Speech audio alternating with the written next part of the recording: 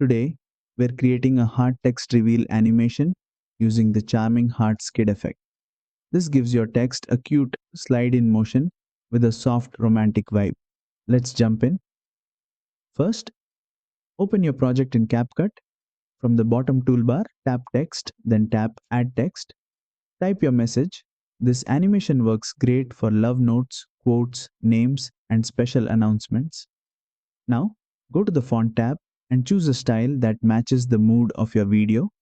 Elegant fonts give a romantic feel, while bold cursive fonts add a playful touch. Next, tap the Animation tab. In the In section, scroll until you find Heartskid. Tap it, and your text will slide in with a smooth, heart-themed motion, instantly giving your edit a warm, expressive look. Below the preview, adjust the duration slider. Slide right for a slow, gentle, and emotional reveal. Slide left for a quick, cute pop-in effect. Pick the timing that matches your video's tone. And that's it. You've created a beautiful heart text reveal animation in CapCut Mobile. If this tutorial helped, don't forget to like, share, and subscribe for more detailed CapCut Mobile editing tutorials.